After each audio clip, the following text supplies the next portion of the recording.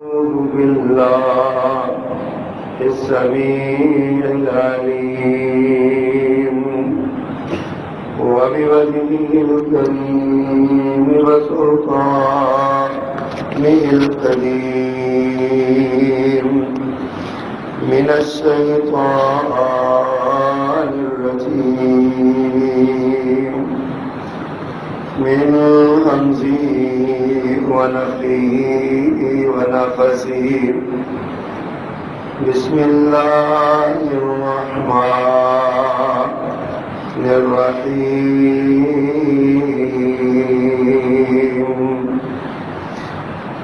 لقد من الله على المؤمنين إذ بعث فيهم رسولا من أنفسهم يتلو عليهم آياته ويزكيهم ويعلمهم الكتاب والحكمة وإن كانوا من قبل لفي ضلال مبين صدق اللہ العظیم۔ حمد و ثنا اور تعریف و تسبیح کے سارے کلمات اللہ جل جلالہ کے لیے، جو اکیلا ہی اس ساری کائنات کا بلا شرکت غیر یکتا و تنہا مالک و مختار ہے۔ وہ ساری کائنات کا روزی رساں ہے، مالک و مختار ہے، ہر چیز اس کے قبضہ قدرت میں ہے، وہ بادشاہوں کا شہنشاہ ہے، جس کو چاہے جب چاہے تخت دار پہ لٹکا دے اور جسے چاہے تخت اقتدار پہ بٹھا دے۔ سارے اچھے نام، ساری اچھی صفات اسی اللہ کے لیے ہیں اور کسی کے لیے نہیں۔ اور درود و سلام امام الرسول خطیب الانبیاء سید ولد آدم رسول محتشم نبی معظم امام الہدا رسول خدا جناب محمد مصطفیٰ صلی اللہ علیہ وسلم کی ذات و صفات کے لیے مختصر کلمات حمد و صلات کے بعد گزشتہ خطبہ جمعہ میں ماہ ربیع الاول کی مناسبت سے رسول کریم صلی اللہ علیہ وسلم کے دنیا میں مبعوث کیے جانے کے مقاصد پہ بات کر رہے تھے۔ وقت کی قلت کے پیش نظر بات تھوڑی رہ گئی تھی۔ آج کے خطبے میں اسے اور قریب کرنے کی کوشش کریں گے۔ مقاصد نبوت اتنا طویل موضوع ہے کہ اس پر کبھی بھی بات ختم نہیں ہو سکتی، بات چلتی چلی جائے گی تو ختم ہونے میں نہیں آئے گی۔ بہرحال چند گزارشات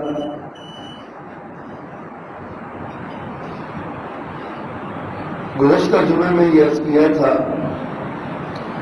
کہ نبی رحمت صلی اللہ علیہ وسلم کے آنے کا دنیا میں مقصد انسانوں کی بھلائی، انسانیت کی خیرخواہی اور اللہ سے انسان کے ٹوٹے ہوئے رشتوں کو جوڑنا تھا۔ آپ نے اس منجمد معاشرے میں کہ جو اتنا خوف زدہ معاشرہ تھا کہ ہر کمزور کسی بھی طاقتور سے ڈر جاتا تھا۔ وہ طاقتور جنات کی صورت میں سمجھا جائے، حیوانوں کی صورت میں سمجھا جائے، درندوں کی صورت میں سمجھا جائے، انسانوں کی صورت میں سمجھا جائے، کمزور انسان ان طاقتوروں اور بڑوں سے ڈرتا تھا اور یہ ڈر اس لیول پہ چلا گیا تھا کہ ان کمزوروں نے ان طاقتوروں کو اپنا خدا بنایا ہوا تھا. ان کے سامنے سجدے کرتے تھے، انہیں کو اپنا ملجا و ماوا مانتے تھے. حتیٰ کہ جب وہ مر جاتے تو ان کے شکل کی مورتی بنا کر اپنے سامنے رکھ کے اس مورتی کو سجدہ کرنے لگ جاتے تھے. ایسی کمزوری اور ایسی بزدلی تھی. اللہ سبحانہ و تعالیٰ بھول ہی چکا تھا کائنات کا خالق و مالک کون ہے، روزی رساں کون ہے، حاجت روا کون ہے، مشکل کشا کون ہے. کچھ یاد نہیں تھا کسی کو. ایسے منجمد معاشرے کو زندہ کرنا یا دوسرے لفظوں میں مردہ لوگوں کو زندہ کرنا، شعوری زندگی دینا، یہ پیارے پیغمبر صلی اللہ علیہ وسلم کی بعثت کا مقصد تھا. آپ دنیا میں تشریف ہی اس لیے لائے کہ آپ نے سوچ اور فکر کے ان مردہ انسانوں کو شعور کی زندگی عطا فرمایا. آپ نے ان کو جھنجھوڑا، سوئے ہوئوں کو جگایا کہ یہ جن کے سامنے تم سجدہ کر رہے ہو یہ تمہیں نہ نفع دے سکتے ہیں نہ نقصان دے سکتے ہیں. یہ تو بڑی بات ہے، یہ تمہاری بات بھی نہیں سن سکتے. جو زندہ اور قیوم ہے، حی قیوم ہے، وہ سنتا بھی ہے، جواب بھی دیتا ہے. اس کی طرف لوٹ کے آؤ. یہ آپ کی تعلیمات کا اثر تھا کہ آپ نے انسانوں کی سوچ اور فکر میں انقلاب برپا کیا. خواہش پرست انسان کو، وہ جو حیوان بنا ہوا تھا، خواہش پرستی بذات خود حیوانیت ہے. خواہش پرست حیوان کو خدا پرست انسان بنایا. یہ میرے پیغمبر صلی اللہ علیہ وسلم کی بعثت کا مقصد تھا. آپ نے اللہ اور بندے کے ٹوٹے ہوئے رشتوں کو جوڑ دیا، کٹی ہوئی تاروں کو ملا دیا. آپ نے لوگوں کو یہ باور کروا دیا کہ میں تمہارا خیر خواہ ہوں اور تمہیں تمہارے رب سے ملانے کے لیے آیا ہوں. اور مثال آپ خود بن گئے. اور میں دیکھو میں بھی اپنے اللہ کو پکارتا ہوں. جس خدا کو میں پکارتا ہوں تم اس کو پکارو، اس کی وحدانیت کو، اس کی یکتائی کو، اس کی کبریائی کو، اس کی بڑائی کو تسلیم کرو. فطرت سلیم رکھنے والوں نے تسلیم کیا. کچھ نے دیر سے تسلیم کیا، کچھ نے جلدی مان لی. لیکن جو بھی سلیم فطرت، سلیم الفطرت انسان ہوتا ہے نا، وہ عقیدہ توحید کا باغی نہیں ہو سکتا. سمجھ آنے میں دیر لگ سکتی ہے، کچھ دیر بعد سمجھ آ سکتی ہے، لیکن اس کا ضمیر اس کو کچوکیا ضرور لگاتا رہتا ہے. تم یہ پتھروں کو پوج رہے ہو، درختوں کو پوج رہے ہو، مردوں کو پوج رہے ہو، طاقتوروں کو پوج رہے ہو. ہیں تو یہ تمہارے جیسے انسان ہی. ان میں اور تم میں کیا فرق ہے؟ جس طریق سے تم دنیا میں آئے یہ بھی اسی طریق سے آئے. جس طریقے سے یہ زندہ رہتے ہیں تم بھی اسی طریقے سے زندہ رہتے ہو. جو حاجتیں تمہیں لائق ہیں وہی ان کو لائق ہیں. پھر تم میں اور ان میں کیا فرق ہو؟ اگر وہ اللہ کے نیک بندے ہیں تو تم بھی نیک بندے ہو جو راستے تمہارے لیے بھی کھلے ہیں. اللہ کا ولی بننے کے لیے پیارے پیغمبر نے یہ شعور دیا. اللہ کا ولی بننے کے لیے سروں پہ سینگ نہیں چاہیے. بڑی خوبصورت بات کسی نے کہی ہے، فضاؤں میں اڑنا یہ ولایت کی علامت نہیں، یہ تو مکھی بھی اڑ لیتی ہے. ایک بندہ کہے کہ جی میری ولایت کی علامت یہ ہے میں فضا میں اڑتا ہوں، وہ بھائی یہ تو انجنی سی مکھی ہے وہ بھی اڑ جاتی ہے. تمہارا کیا کمال ہے؟ ولایت کے لیے اللہ کی اطاعت ضروری ہے بس. جو بندہ اللہ کا اطاعت گزار ہے وہ اللہ کا ولی ہے. جو اللہ کی ذات کو یکتا و تنہا واحد مانتا ہے اور اس کی عبادت کرتا ہے، اسی کی عبادت کرتا ہے صرف، وہ اللہ کا ولی ہے. وہ ریڑھی چلانے والا مزدور بھی ہو سکتا ہے، وہ غلامی کرنے والا غلام بھی ہو سکتا ہے، وہ دکان پہ بیٹھنے والا تاجر بھی ہو سکتا ہے۔ جو تاجر اپنی دکان پہ بیٹھ کے رزق حلال کماتا ہے، اللہ کی بات مانتا ہے، 5 وقت کی نماز پڑھتا ہے، وہ اللہ کا ولی ہے۔ آپ اللہ کے ولی ہیں، کوئی بھی اللہ کا ولی، اللہ کے ولی ہونے کے لیے کیا شرط ہے؟ کوئی شرط نہیں۔ شریعت نے اللہ کا ولی بننے کے لیے ایک ہی شرط لگائی ہے، اور وہ اللہ کا تقویٰ۔ اگر آپ کا دل تقویٰ سے معمور ہے تو آپ اللہ کے ولی ہیں۔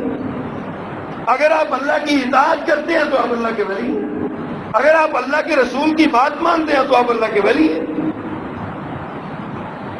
پیارے پیغمبر صلی اللہ علیہ وسلم نے یہی بات سکھائی، یہ آپ کی بعثت کا مقصد تھا جو آپ نے سکھایا۔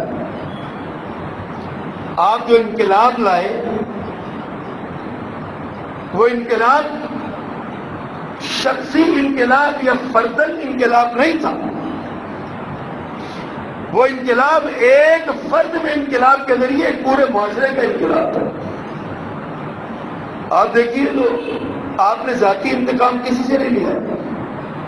اللہ کے نبی تھے نا، اللہ کے نبی انتقام سے بہت بلند ہوتے ہیں، ان کی سوچ بہت اونچی ہوتی ہے۔ مکہ میں قحط پڑ گیا، کھانے کو کچھ نہ ملا، لوگ پتے چاٹ چاٹ کے، چمڑے چاٹ چاٹ کے گزارا کرنے لگے، کھجور کی کٹلیاں چوس چوس کے گزارا کر رہے ہیں، اور مکہ سے غلے کی جتنی رسد اور کمک آتی تھی نا، وہ سیدنا ثمامہ بن اسال رضی اللہ تعالی عنہ بھیجتے تھے۔ یمامہ کے گورنر تھے، یہ علاقے یمامہ کے حکمران تھے، یہ بھی گرفتار ہو کے آئے تھے۔ پیارے پیغمبر صلی اللہ علیہ وسلم نے اسے ستون کے ساتھ باندھ دیا، مسجد کے ستون سے بندہ، لوگ سردار اپنے علاقے کا۔ آپ نماز پڑھا کے واپس نکلتے پوچھتے ثمامہ کیا حال ہے، کیا حال ہے؟ وہ آگے سے بڑی ترش روئی کے ساتھ، تلخ نوائی کے ساتھ کہتا، جسم کو رسیاں باندھ کے حال پوچھتے ہو؟ کیسی عجیب بات ہے۔ آپ اسے حال پوچھتے تو وہ کہتا، ان تقتل زاد من، اگر تو مجھے قتل کرے گا نا تو میں قتل ہونے کا حقدار ہوں، میں نے تمہارے لوگوں کو مارا ہوگا، مجھ پر خون ہے آپ کا، آپ مجھے قتل کر سکتے ہیں۔ اگر آپ مجھے چھوڑ دیں گے تو میں رئیس ہوں، سردار ہوں، کمینہ نہیں ہوں، آپ کے احسان کا بدلہ چکاؤں گا۔ آپ چھوڑ کے چلے جاتے، کھانا پینا خدمت ہوتی اس کی۔ ایک دن گزرا، 2 دن گزرے، وہی ترش رویہ، وہی سخت لہجہ۔ آپ فرماتے ثمامہ ایک نظر دیکھو تو صحیح اٹھا کے، میری طرف تو دیکھو۔ وہ کہتا تجھے دیکھنا بھی نہیں چاہتا میں۔ نفرت کی آگ اتنی سلگ رہی تھی، لیکن میرے پیغمبر انقلاب کے داعی تھے، وہ انقلاب لائے۔ 3 دن باندھ کے رکھا، مسلمانوں کی نمازیں اس نے دیکھی، عبادتیں دیکھی، مسلمانوں کا اخلاق دیکھا، رویہ دیکھا، پیارے پیغمبر کا کردار دیکھا۔ تیسرے دن آقا کریم نے ارشاد فرمایا، جب دیکھا نا کہ یہ باز ہی نہیں آتا، وہی رویہ، وہی لہجہ، وہی سختی، فرمایا میرے ساتھیوں ثمامہ کی گرہ کھول دو، جاؤ ثمامہ تم آزاد ہو، تمہیں کوئی پوچھنے والا نہیں۔ اب جب یہ جھٹکا لگا نا تو گڑبڑا کے ایسے ہلا، اور ایک نظر میرے پیغمبر کے چہرے پہ جٹی، کائنات کا حسین و جمیل چہرہ، اخلاق و کردار کا سب سے بلند۔ ثمامہ سوچنے لگا کہ میں اس کو قتل کی دھمکیاں دے رہا ہوں، یہ مجھے چھوڑ رہا ہے، میں اس سے نفرت کا علل اعلان اظہار کر رہا ہوں، اور یہ مجھ سے انتقام نہیں لے رہا۔ ثمامہ کی گرہیں کھل گئیں، ثمامہ مسجد سے نکلا، اپنے لاگ فرمایا جاؤ چلے جاؤ، تمہیں چھوڑ دی۔ اس کے قدم آگے کو اٹھ رہے تھے اور دل پیچھے کو دھڑک رہا تھا۔ چند قدم آگے چلا، پلٹ کے واپس آیا۔ میرے آقا مسجد نبی میں تشریف فرما تھے، آپ نے نگاہ اٹھا کے دیکھا ثمامہ نہ رہا۔ ادھر ثمامہ کیسے آنا ہوا؟ میں نے تو تمہیں چھوڑ دیا تھا۔ کہا آقا آپ نے چھوڑ ہی کے تو گرفتار کیا مجھے، کلمہ پڑھائیے، میں آپ کے دامن سے وابستہ ہونا چاہتا ہوں۔ یہ تھا میرے پیغمبر کی بعثت کا مقصد، آپ نے لوگوں کو مارا نہیں، آپ نے لوگوں کو بگایا، اور بھاگ بھاگ کے جب وہ تھک گئے تو آپ نے بازو کھول کے سینے سے لگایا۔ یہ میرے پیغمبر کی بعثت کا مقصد تھا۔ سمامہ نے کلمہ پڑا چلا گیا، یمامہ اپنے علاقے میں پہنچا، جا کے مکہ والوں کو پیغام بھیج دیا تمہارے لیے اناج کا ایک دانہ بھی نہیں ہوگا، اناج لینا ہے تو مدینے والے کی مہر لگا کے لاؤ، پروانہ راہداری وہاں سے ملے گا۔ ادھر مکہ میں تاج پڑا ہوا ہے۔ میرے پیغمبر نے انقلاب برپا کیا، انتقام نہیں لیا۔ جب یمامہ سے جواب آ گیا، ادھر کھانے کو کچھ نہیں، مشرکین مکہ کا ایک وفد آیا مدینہ منورہ، رسول اللہ صلی اللہ علیہ وسلم کے سامنے آ کے رویا پیٹا، کہا تیرے ہی کچھ لگتے ہیں مکہ میں، تیرے رشتہ دار ہیں، کوئی چاچے کا کوئی تائے کا۔ یمامہ کے گورنر نے حکم رسد بند کر دی ہے، مدینے میں کچھ، مکہ میں کچھ نہیں ہے، ہماری مدد کرو۔ میرے آقا مسکرائے، پروانہ لکھا، فرمایا سمامہ مکہ والوں کا غلہ اور اناج کھول دو۔ یہ تو اس کو لکھا نا، اللہ اکبر۔ ادھر خود کیا کیا؟ فرمایا مکہ کے جتنے غریب گھرانے ہیں ان سارے گھرانوں کو ریاست مدینہ کے سربراہ کی طرف سے 500 اشرفی دی جائے، 500 اشرفی ریاست مدینہ کے سربراہ سے۔ اور آج ریاست مدینہ کا سربراہ لوگوں کے منہ سے نوالا بھی چھین رہا ہے، اپنے اخراجات اور تللے کم نہیں ہوتے، کبھی کسی انداز میں، کبھی کسی انداز میں، کبھی کسی انداز میں، اور کہتے ہیں ہم انقلاب لائیں گے، ریاست مدینہ کا انقلاب لائیں گے۔ اور لوگوں، یہ ریاست مدینہ ان لوگوں نے تمہیں ووٹ دے کے آگے پہنچایا ہے، صحیح ملے یا غلط ملے، لیکن ووٹ کے ساتھ آگے گئے ہو۔ یہ تمہارے دشمن نہیں تھے۔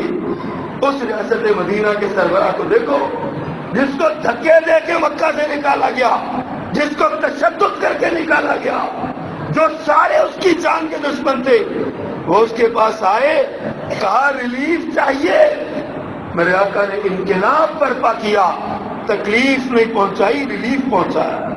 500 اشرفی آپ نے ان کو دی۔ انقلاب ہے یہ میرے پیغمبر صلی اللہ علیہ وسلم نے۔ بدر میں اللہ نے فتح دی، یہ سارے لوگ گرفتار ہو گئے، 70 قیدی گرفتار ہو گئے۔ یہ سارے دشمن تھے، پیارے پیغمبر کو مارنے آئے تھے، ریاست مدینہ ختم کرنے آئے تھے، مسلمانوں کو قتل کرنے آئے تھے۔ آج اللہ کی مدد کے ساتھ خود قیدی بن کے مدینہ کے گھروں میں یہ ان کو رسیاں باندھی ہوئی ہیں، ان کو گھروں میں قید کیا ہوا ہے۔ ایک قیدی کے کراہنے کی آواز سنی، پوچھا کیا ہوا؟ کہا رسی سخت ہے، تکلیف ہوتی ہے۔ کائنات کا رحیم و کریم، انقلاب برپا کرنے والا یہ محبوب پیغمبر تڑپ اٹھا، آنکھوں میں آنسو آ گئے۔ مدینے میں آرڈیننس جاری کیا، ریاست مدینہ کے سربراہ نے اپنے دشمنوں کے بارے میں، قتل کے لیے آنے والوں کے بارے میں، قیدی بن کے آنے والوں کے بارے میں حکم ارشاد فرمایا، لوگوں سب قیدیوں کے گرے ڈھیلی کر دو، ان کو تکلیف نہیں پہنچنی چاہیے۔ یہ انقلاب ہے جو میرے پیغمبر نے برپا کیا۔ اس انقلاب کے لیے آپ مبعوث ہوئے تھے۔ آپ وہ بنو حوازن کے قیدی، 6000 قیدی آ گئے، پکڑے گئے، تقسیم ہو گئے، مال بھی آیا، بھیڑ بکریاں بھی آئیں، ہزاروں کے حساب سے سونا چاندی بھی آیا۔ ایک خاتون آئی، صرف ایک خاتون، جس کو اس بات پہ ناز تھا کہ کملی والا میرا بھائی ہے، وہ بہن بن کے آئی۔ لوگوں نے کہا بی بی رک جاؤ، کہاں جا رہی ہو؟ کہا مجھے روکنے والوں پیچھے ہٹ جاؤ، جاؤ خیمے میں موجود جا کے اپنے محبوب نبی سے کہو تمہاری بہن ملنے آئی۔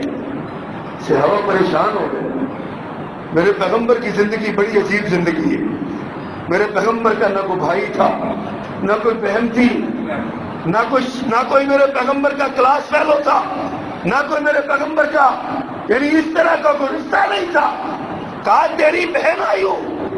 صحابہ کرام پیچھے ہٹ گئے، حیران پڑا ہوئے کہ بہن تو آپ کی ہے نہیں، ہے کہاں سے آ گئی. جا کے پیغام دیا خیمے میں، کہا کوئی آپ کی بہن ہونے کی دعوت آ رہا ہے. فرمایا بلاؤ.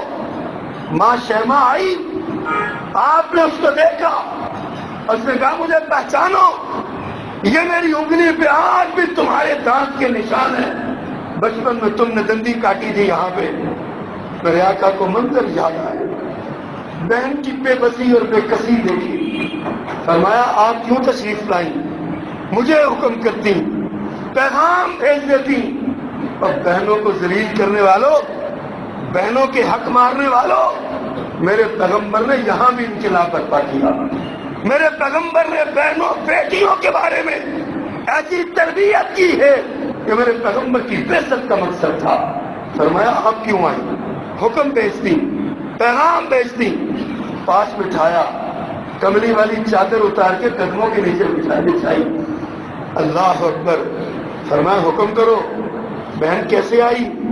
کہا تیرے فوجیوں نے میرا قبیلہ پکڑ لیا، میرا کنبہ. اور میں آج پڑھ رہا تھا، بڑا میں حیران ہوا جب یہ سارے گرفتار ہو گئے نا، چھڑانے کے لیے قبیلے کے سردار نے چندہ جمع کرنا شروع کیا کہ میں چندہ دے کے پیسے دے کے چھڑواؤں سب کو. دروازہ کٹکھٹاتا ان کے دروازے پہ بھی آیا. کہا چندہ دو. کہا کیوں؟ کہا قیدیوں کو چھڑوانا ہے. کیسے؟ کہا وہ محمد صلی اللہ علیہ وسلم ہے. اللہ اکبر. طلب اٹھی، کہنے لگی مجھے اس کے پاس لے چلو، پیسے چھوڑو مجھے لے کے چلو اس کے پاس. پیسے سارے چھوڑے چلی گئی. آگے پھر وہی بات. کہا تیرے سپاہیوں نے میرے قبیلے کے لوگوں کو پکڑ لیا. میرے آقا مسکرائے. فرمایا میرے صحابیوں، یہ میری بہن آ گئی، میں اس کو خالی نہیں موڑ سکتا. بہن نے قیدیوں کو سوال کیا، میں اپنے قیدی چھوڑتا ہوں جو میرے ذمہ میں آئے ہیں، قریش کے ذمہ آئے ہیں. سارے صحابہ کرام جو آپ کے آنکھوں کے اشاروں پہ جانے دینے والے تھے، یہ مال و دولت کیا تھا، یہ قیدی کیا تھا؟ آقا آپ کے ہم بھی چھوڑتے ہیں. یہ میرے پیغمبر نے انقلاب برپا کیا. میرے پیغمبر نے سبق دیا. آپ کی بعثت کا مقصد یہ تھا، بہنوں کو ان کا حق دو، انسانوں کو ان کا حق دو، بھائیوں کو ان کا حق دو. انسان کو بدلا ہے آپ نے، اپنے عمل کے ذریعے بدلا ہے. اللہ اکبر. آپ سوچئے، قرآن نے میرے پیغمبر صلی اللہ علیہ وسلم کی بعثت کے مقاصد میں ایک بات یہ بتائی، یتلو علیہم آیاتہ، یتلو علیہم آیاتہ. دوسرے مقام میں یعلمہم الکتاب، میرے پیغمبر کتاب سکھانے کے لیے آئے تھے. کچھ بدنصیبوں نے فکر میں ٹھوکر کھائی اور کہا حدیث کی ضرورت نہیں، سنت کی کوئی اہمیت نہیں. میرے پیغمبر نعوذ باللہ من ذالک، آپ صرف ایک ڈاکیا تھے. اللہ نے کتاب آپ کے ذریعے بھیجی، آپ نے انسانوں کو دے دی. لوگوں میرے پیغمبر ڈاکیا نہیں تھے، میرے پیغمبر تو معلم تھے. یعلمہم الکتاب والحکمہ، کتاب و حکمت سکھانے کے لیے آئے تھے. میرے آقا نے اس امت کو سکھایا، احکامات قرآنی پر عمل کر کے دکھایا. آپ نے قرآن سیکھا بھی، اللہ سے براہ راست سیکھا اور ساری امت کو سکھایا. آپ نے قرآن سنا بھی، آپ نے لوگوں کو قرآن سنایا بھی. آپ نے نماز، روزہ، زکات، حج کے طریقے بتائے، اللہ سے ملاقات کے طریقے بتائے. آپ نے لوگوں کو دین کے اسرار و رموز سمجھائے. یہ میرے پیغمبر کی بعثت کا مقصد تھا. آپ نے اللہ کی آیات لوگوں کو پڑھ پڑھ کے سنائی. جب کوئی مسئلہ پیش ہوتا آپ آیت پڑھ کے سناتے، مسئلہ حل ہو جاتا. کوئی اور مسئلہ پیش آتا آپ آیت پڑھ کے سناتے، مسئلہ حل ہو جاتا. اللہ اکبر. وہ ماں خولہ، بوڑھی عورت، مدینہ کی واسی، اس کے خاوند نے بڑھاپے کے عالم میں اسے کہہ دیا انتی علیہ کظہری امی، تو میرے لیے میری ماں جیسی ہے. بیوی تھی، ماں قرار دے دیا. عرب کا دستور یہ تھا، قانون یہ تھا کہ جو کسی کو اپنی ماں کہہ لیتے نا بیوی کو، وہ اس کی ماں ہی قرار پاتی تھی. رشتہ ٹوٹ جاتا تھا، طلاق ہو جاتی تھی. معاملہ گڑبڑ ہو جاتا تھا پھر چیخ اٹھی، کہتی ہے میں نے اپنی جوانی تیرے ساتھ گزاری، میں نے تیرے بچوں کو پالا، آج چھوٹے چھوٹے بچے لے کے کہاں جاؤں گی، تو نے یہ میرے ساتھ کیا حرکت کی ہے؟ لیکن عرب کے دستور کے مطابق، قانون کے مطابق طلاق ہو چکی تھی، فارغ ہو چکی تھی، یہ روتی پیٹتی میرے آقا کے پاس آئے۔ ماں جی عائشہ فرماتی ہے اللہ کے رسول سے ملی، میرے حجرے میں، اور اتنی آہستہ آہستہ میرے آقا کے کان میں باتیں کی کہ میں پاس بیٹھی ہوئی نہ سن سکی، نہ سمجھ سکی کہ یہ کیا کہہ رہی ہے۔ لیکن میرے آقا نے جب بات سنی نا تو فرمایا بی بی عرب کے دستور کے مطابق تو فارغ ہے، میرے پاس تیرے مسئلے کا کوئی حل نہیں ہے، یعلمہم الکتاب والحکمہ، اب میرے پاس کوئی حل نہیں ہے، میں تو وہ بتاتا ہوں جو آسمان سے آتا ہے، ما ینطق عن الہوی ان هو الا وحی یوحی، میں تو وحی کے ساتھ بولتا ہوں، اور اب تک کوئی قانون آیا نہیں ہے۔ اسماعیل نے وہیں پہ بیٹھے بیٹھے نا شکایت کی اللہ کی طرف، میرے رب نے اس کی شکایت کو قرآن بنا کے بھیج دیا۔ قد سمع اللہ قول التی تجادلک فی زوجہا، فرمایا اللہ نے اس عورت کی بات کو سن لیا جو تجھ سے اپنے شوہر کی شکایتیں لگا رہی تھی، شوہر کے بارے میں تجھ سے لڑ رہی تھی۔ عائشہ کو پتہ نہیں چلا، میرے رب کو آسمان کو پتہ چلا، اللہ نے وحی بنا دی۔ فرمایا کسی کو ماں کہنے سے کوئی ماں نہیں بنتی، ماں وہی ہوتی ہے جس نے اپنے پیٹ سے جنم دیا ہوتا ہے، باپ وہی ہوتا ہے جو حقیقی باپ ہوتا ہے۔ کسی کے زبانی کہہ لینے سے کوئی باپ یا ماں نہیں بنتا، کوئی نہیں ہے، لیکن بیوی کو ماں کہنا ماں کی توہین ہے، اور یہ اتنا بڑا جرم ہے، اس کے اوپر میرے رب نے سزا مقرر کر دی، سزا مقرر کر دی۔ لیکن ثابت ہوا یعلمہم الکتاب، میرے پیغمبر کی بعثت کا مقصد کتاب سکھانا تھا۔ اللہ نے جو آیتیں اتاری وہ آیتیں پڑھ پڑھ کے سنائی، اللہ اکبر، آپ نے ساری باتیں سمجھائی۔ پھر آپ نے قرآن نے آپ کی بعثت کا ایک مقصد الحکمہ بھی بیان کیا، حکمہ، مرشد اعظم، میرے پیغمبر معلم اعظم، میرے پیغمبر مرشد اعظم۔ حکمت کا معنی یہ ہوتا ہے دین کی باتوں کو صحیح انداز میں لوگوں تک پہنچایا جائے، اور میرے آقا نے بیان فرمایا حکمت کا معنی ہے لغوی اعتبار سے ہر چیز کو ٹھیک طور پر اس کے مقام پہ رکھنا۔ اور بعض مفسرین نے لکھا حکمت کا معنی، جب یہ حکمت کا لفظ اللہ کی طرف منسوب ہوگا تو اس سے مراد اس کا معنی ہوگا تمام چیزوں کی معرفت اور ٹھیک ٹھیک ان کو ایجاد کرنا، اور جب غیر اللہ کی طرف یہ منسوب ہوگا تو اس کا معنی ہوگا چیزوں کی معرفت اور ان پر عمل کرنا، ان پر عمل کرنا، عمل کیا جانا۔ اللہ نے فرمایا وَمَن یُؤْتَ الْحِکْمَةَ فَقَدْ أُوتِیَ خَیْرًا کَثِیرًا، جس کو حکمت مل گئی اس کو بہت ساری بھلائی مل گئی۔ اور کائنات میں حکمت کے امام ایک ہی ہیں جن کو محمد رسول اللہ کہا جاتا ہے صلی اللہ علیہ وسلم۔ آپ حکمت کے امام ہیں، آپ نے لوگوں کو حکمت سکھائی، لوگوں کو حکمت کے ساتھ ان کے فیصلے کیے۔ قربان جو میرے پیغمبر کی حکمت پہ مکہ فتح ہو گیا، فرمایا عائشہ میرا جی چاہتا ہے کہ بیت اللہ کو گرا کے نہ ابراہیمی بنیادوں پر کھڑا کر دوں، دوبارہ ابراہیم علیہ السلام نے جہاں جہاں دیواریں کھڑی کی تھی نا اس طریقے سے بنا دوں، یہ میرے پیغمبر کے دل کی خواہش ہے۔ لیکن حکمت کا تقاضا یہ نہیں، حکمت کا تقاضا یہ نہیں۔ اور قربان دو میرے رب کی حکمتوں پہ، اللہ نے ہم جیسے فقیروں کے لیے بھی تو جگہ بنانی تھی نا۔ فرمایا میرا جی چاہتا ہے کہ میں بنا دوں، لیکن تیری قوم نئی نئی مسلمان ہوئی ہے، میں اس کے فتنے میں پڑنے سے ڈرتا ہوں، کہیں یہ فتنے میں نہ پڑ جائے یہ کیا کعبہ بنا دیا، اس لیے میں اس کو ویسے ہی رکھ رہا ہوں۔ اللہ کے رسول صلی اللہ علیہ وسلم نے اس کو ویسے ہی رکھا۔ اور آج جب ہم اس حکیم کے علاقے میں داخل ہوتے ہیں نا تو وہاں بیٹھ کے اپنے رب سونے کی حکمتوں کو سمجھتے، پتہ چلتا ہے بیت اللہ کو تو دروازہ لگا کے تالا لگایا ہوا ہے، ہم جیسے فقیروں کو اندر کو داخل نہیں ہونے دیتا۔ اللہ نے فرمایا میں نے تمہارے لیے حتیم چھڑوا دیا، یہ بھی بیت اللہ کا اندرون ہے، تم اندر جا کے نمازیں پڑھو، تم بیت اللہ کے اندر نماز پڑھ رہے ہو۔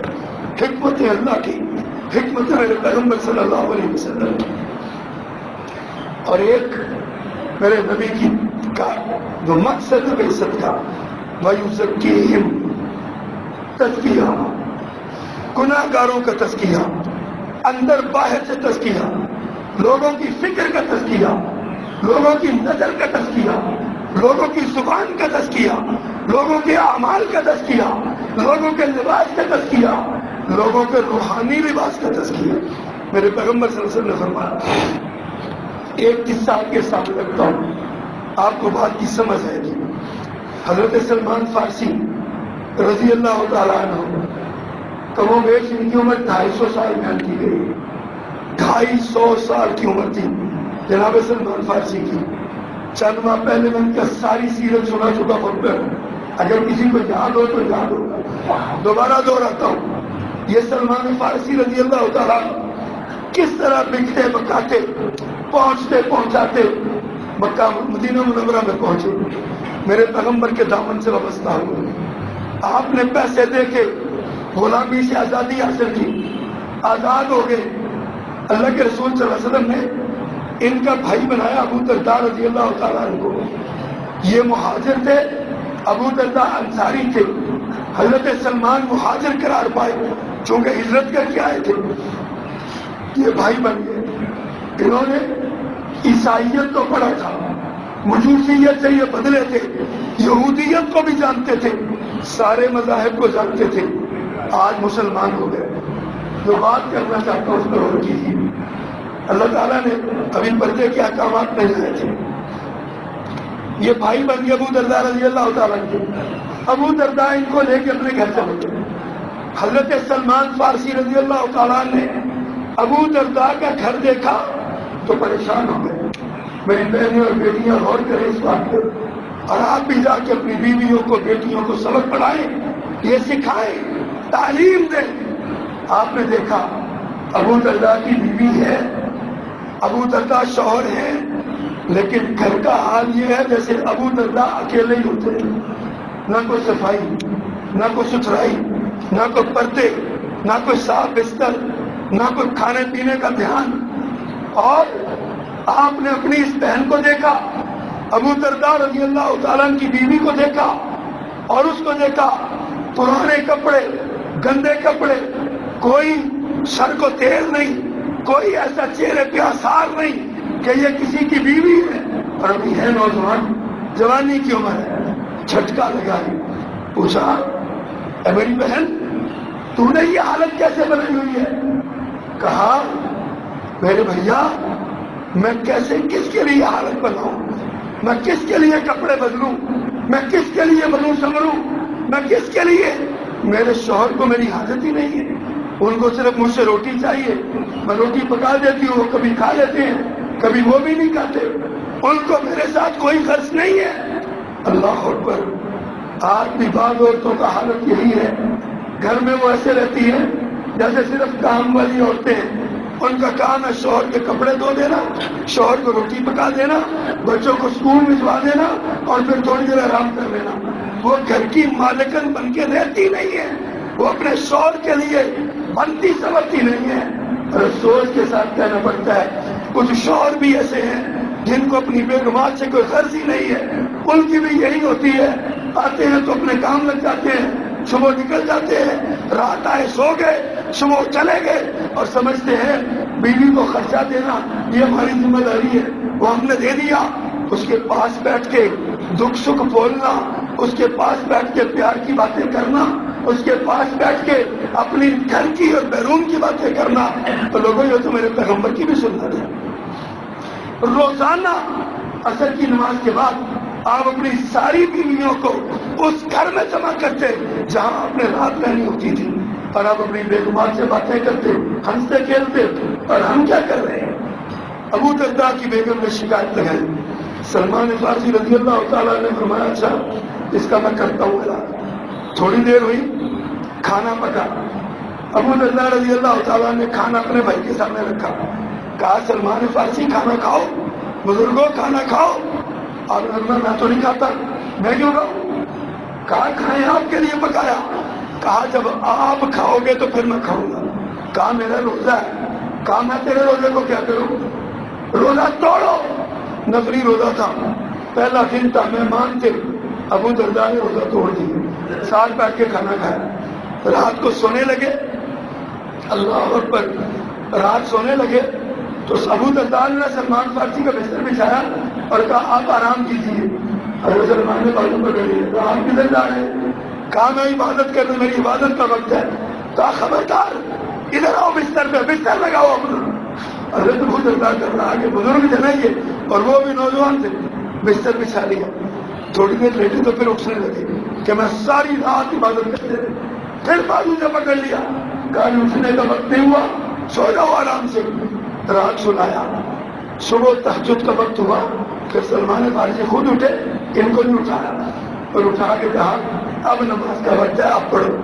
جب نماز کا پڑھ لی نا، گھر سے نکلنے لگے تو حضرت سلمان فارسی نے جملہ بولا، اللہ اکبر، فرمایا ابو درداء سنو، ان لربک علیک حقا ولزوجک علیک حقا ولنفسک علیک حقا ولعینک علیک حقا ولزورک علیک حقا۔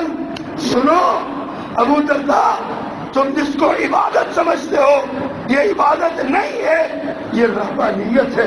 تیرے رب کا تجھ پر حق ہے، تیری بیوی کا تجھ پر حق ہے، تیرے جسم کا تجھ پر حق ہے، تیری آنکھ کا تجھ پر حق ہے، تیرے مہمان کا تجھ پر حق ہے۔ فآت کل ذی حق حقہ، ہر ایک کو اس کا حق دینا چاہیے۔ حضرت ابو درداء اس کو نیکی سمجھتے تھے، بڑا غصہ چلا۔ ایک بابا جی نے سائرہ سرائے رکھا، نماز نہیں پڑھنے دی، روزہ بھی میرا توڑا دیا۔ کہتے ہیں چلے ذرا پیارے پیغمبر کے پاس شکایت لگاتا ہوں آپ کی۔ وہ سمجھتے تھے اللہ کے رسول عبادت کی دعوت دیتے ہیں نا تو وہ خوش ہو گئے میرے عمل سے، جا کے نا حضرت سلمان کی شکایت لگاتے ہیں، رات کل اس نے یہ کیا، رات اس نے میرے ساتھ یہ کیا۔ میرے پیغمبر نے ایک لفظ بولے، ایک دو لفظ بولے، ایک جملہ بولا اور سارا مسئلہ حل کر دیا۔ حضرت سلمان کے الفاظ کو حدیث بنا دیا، ایک جملہ دو لفظوں کا۔ فرمایا ابو درداء، تو نے جتنی شکایتیں لگائی ہیں، صدق سلمان، صدق سلمان، سلمان نے سچ کہا ہے، مسئلہ وہی ہے جو سلمان نے بیان کیا ہے۔ یہ ہے تزکیہ، اللہ اور بندے کے درمیان تعلق میں توازن، بندے اور بندے کے درمیان تعلق میں توازن، اس کا نام تزکیہ ہے۔ ہم سمجھتے ہیں تزکیہ، ہم سمجھتے ہیں یہ ہے صوفی بن جاؤ، قبرستانوں میں چلے جاؤ اور وہاں جا کے چلے کاٹو، یہ تزکیہ نفس ہے۔ اپنے آپ کو مشقت میں ڈالو، یہ تزکیہ نفس ہے۔ کائنات کے رب کی قسم، اس کائنات کا سب سے بڑا مزکی، سب سے بڑی وہ شخصیت جس کا تزکیہ ہوا وہ محمد رسول اللہ صلی اللہ علیہ وسلم، اور سب سے مقدس شخصیات جن کا تزکیہ میرے نبی کے ہاتھوں ہوا وہ حضرات صحابہ کرام رضوان اللہ علیہم۔ صحابہ کرام میں کوئی ایسا تزکیہ نہیں ملتا جو جنگلوں میں چلے گئے۔ ابو درداء نے اپنایا تھا نا، حضرت سلمان نے منع کر دیا، میرے پیغمبر نے مہر لگا دی، فرمایا تزکیہ اس کا نام نہیں ہے، تزکیہ لوگوں کو ان کے حق دینے کا نام، یہ اللہ کے رسول کی بعثت کا مقصد ہے۔ لیکن آج ہم نے کیا کیا؟ آج ہماری محبتوں کا، ہمارے یہ بعثت پیارے پیغمبر کے انقلاب کی ہم پاسبان ہیں، ہمیں اس انقلاب کا پاسبان بنایا گیا۔ ذرا سوچئے، ہم نے اپنی زندگی میں کتنے لوگوں کی آیات پڑھی، ہم نے اپنی زندگی میں کتنے لوگوں کا تزکیہ کیا، ہم نے اپنی زندگی میں کتنے لوگوں کو یعلم الکتاب والحکمہ پر عمل کر کے دکھایا۔ ہم نے صحابہ کرام جانیں لٹا کے کہتے تھے بھی حق ادا نہیں ہوا، جانیں دے کے کہتے تھے بھی حق ادا نہیں ہوا، اور ہم جھنڈیاں لگا کے اللہ پہ احسان چڑھاتے ہیں کہ ہم نے حق ادا کر دی۔ اور اس مرتبہ تو پتہ کیا ہوا؟ ملتان میں، لاہور میں ایک انسان کو نا انہوں نے کالے رنگ کے کپڑے پہنا کے شیطان بنایا اور اس کو مارا جلوس میں، یہ جو ربیع الاول کا جلوس تھا اس کو مارا۔ کام شیطان کو خوشی نہیں ہے نا آپ کے آنے کی، ہم اس کو جلیل کر رہے ہیں۔ اور ملتان میں شیطانی کیا کی؟ ایک انتہائی خوبصورت لڑکی کو بے پردہ کر کے میک اپ کروا کے کرسی میں بٹھا کے گاڑی کے اوپر بٹھا کے سارے بازار میں چکر لگوایا اور نعوذ باللہ من ذالک نعوذ باللہ من ذالک کہا یہ مثل حور ہے، جنت کی حور کی طرح، نعوذ باللہ من ذالک۔ کہاں جا رہے ہیں؟ کیا میرے پیغمبر اس لیے آئے تھے؟ میرے پیغمبر نے تو سڑکیں بند کرنے سے منع کیا، ہم نے سڑکیں بند کی، سارا دن ٹیلی فون بند رہے، سارا دن ہم کیا کر رہے ہیں؟ کدھر جا رہے ہیں؟ حضرات محترم، میرے پیغمبر کی بعثت کے مقاصد کو سمجھیے، اپنے گریبانوں میں جھانکیے، اپنے اعمال پہ غور کیجیے۔ ہم نے یہ جو گلیوں بازاروں سڑکوں چوراہوں میں جو کیا، جو ناچ گانے ڈانس ہم نے کیے، بعض جگہوں پہ جو ویڈیو میں نے انڈین گانوں میں ڈانس ہو رہا تھا اور منائی میلاد النبی جا رہی تھی، اس کو میلاد النبی کہتے ہیں، نعوذ باللہ من ذالک۔ اللہ ہمیں معاف فرما دے، اللہ ہمارے ہاتھ پہ رحم فرما دے۔ ہم کدھر جا رہے ہیں؟ بعثت کے مقاصد کو سمجھیے۔ آپ انسانیت کے خیر خواہ ہیں، آپ نے انسانیت کی حفاظت کرنی ہے، آپ نے انسانیت کو جہنم سے بچانا ہے، آپ نے انسانیت کو آپ نے جنت کی طرف لے جانا ہے۔ نبی کریم کا امتی ہونے کی حیثیت سے آپ کی یہ ذمہ داری ہے، اپنی ذمہ داری کو ادا کیجیے۔ اللہ ہمیں عمل کرنے کی توفیق دے۔